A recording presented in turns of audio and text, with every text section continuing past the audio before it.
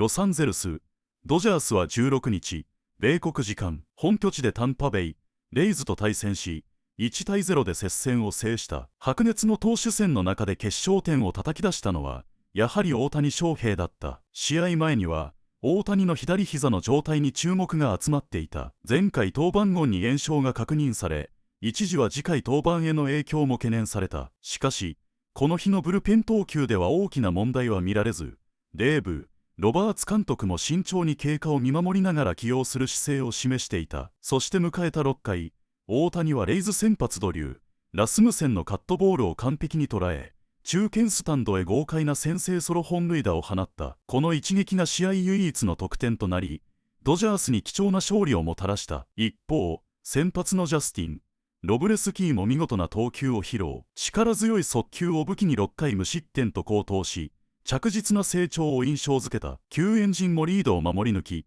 完封リレーを完成させた。また、ムーキー、ベッツやマックス、マンシーラを中心とした堅守も光り、ドジャースは投打が噛み合った内容で勝利。チーム全体の総合力の高さを改めて示した。大谷の状態、そして二刀流としての次回登板にも注目が集まる中、ドジャースは着実に白星を積み重ねている。今後の戦いで大谷がどのような活躍を見せるのか、ぜひ最後までご覧いただきたい。All right, John, and yeah, talking about the ABS and Ohtani's last start in Pittsburgh, he had some ABS regret. He felt like he should have challenged a few pitches that could have changed the dynamic of that seventh inning, but the left knee started to flare up in that same start in Pittsburgh, and Shohei said his pitching mechanics caused the inflammation in his left knee. Well, I watched him yesterday. He threw 38 pitches off flat ground, which is a lot more than he usually throws. And then Dave Roberts earlier today went out to watch him get ready for his bullpen session. I wouldn't say concerned, but I think we're certainly mindful that he wants to be out there. He wants to make his start. But again, the catch play, how he feels, the swelling is completely dissipated. So those signs right there give us confidence that he's going to be fine. But yeah, we'll certainly have a watchful eye though, yeah. Do you think you might have to watch him during the start, like a little closer than usual, just knowing what he's going through? I will, yeah. I think that, anyone that has anything kind of potential red flag, certainly be more watching closely. But again, he wouldn't start if we felt that we were going to put him in harm's way.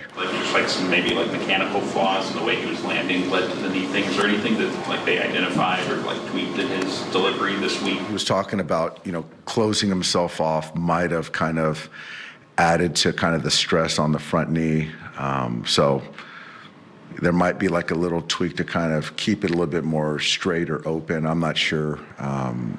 But that's kind of, his mechanics are his mechanics. But I don't know if something changed in Pittsburgh, which I doubt, but that's something I kind of heard. Just want to make sure, is he going to do both? I haven't decided that yet. We'll see. Guys, I watched Ohtani throw his bullpen session today. He threw 24 pitches. He threw almost every pitch except his split-fingered fastball, so all is well. The most important part is he came out of that bullpen session with his left knee, not giving him any issues. The only caveat to tomorrow is he may not lead off in DH. Dave Roberts said he was still deciding that. All right, we'll wait and see on that tomorrow, but a lot to get through tonight in this one, DB. Thank you very much. And we heard Dave Roberts talking about it, Dontrell, where Shohei felt like he was maybe closing himself off, and that was creating some of the left knee inflammation. Do you have any concerns or things that you'll be watching for from him tomorrow after what he went through in the last start? Well, first of all, the way he be throwing the baseball, he's in the Cy Young race. I don't want him to make adjustments to anything. So that's what the first thing that is alarming about this. But also, when you make certain tweaks, that could put stress and strain not only on the elbow, but the shoulder. And you do not want him to be lost, because if he is lost, he's lost offensively and defensively as well. You see the way that he's throwing.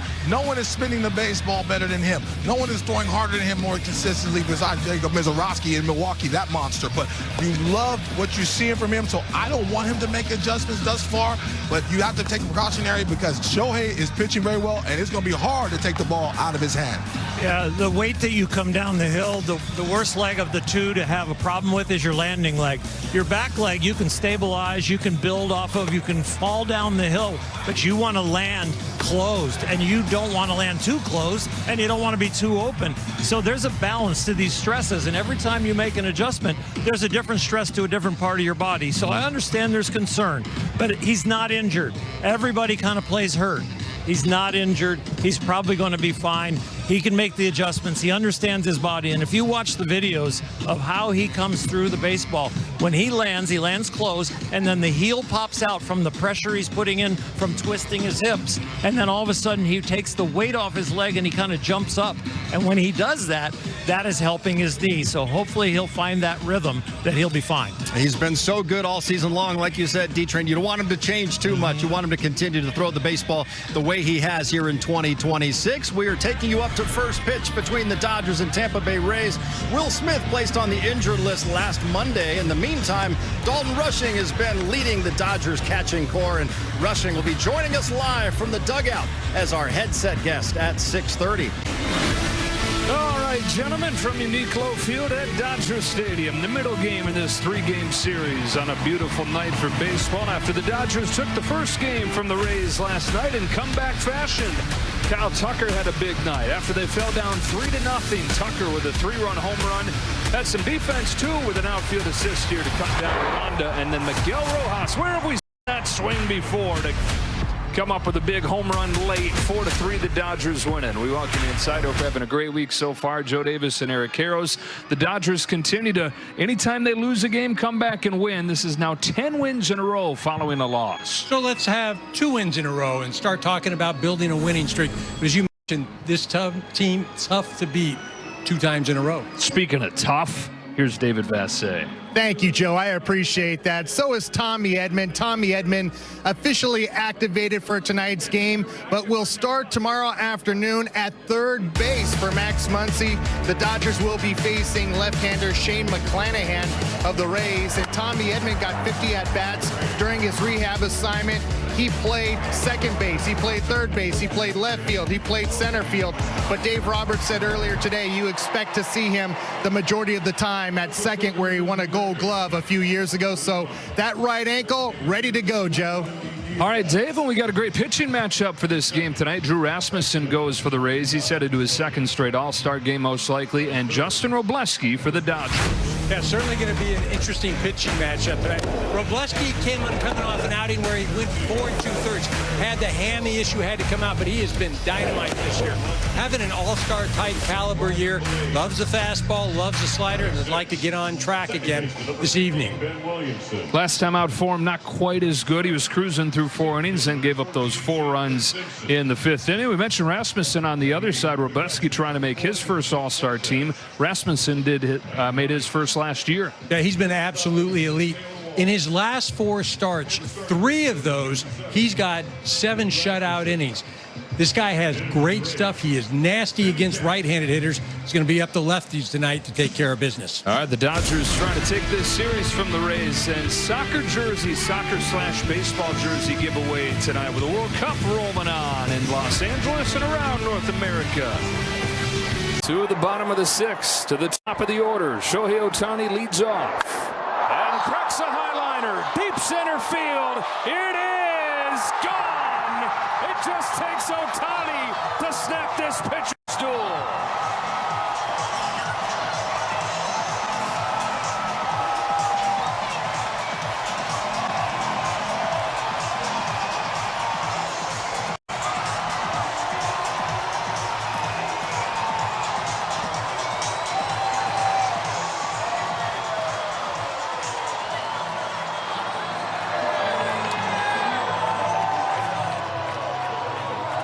Well, the game started to take on that feel that it was going to take something extraordinary to get to one of these 2 pitchers. And the ultimate trump card right there. Strike on Pages. Yeah, 92-mile-an-hour cutter. He jumped all over that thing. 107 miles an hour, dead center. And we haven't seen solid contact off of Rasmussen at all. It just been a lot of soft. You mentioned the 4 hits, 2 of them blooper hits.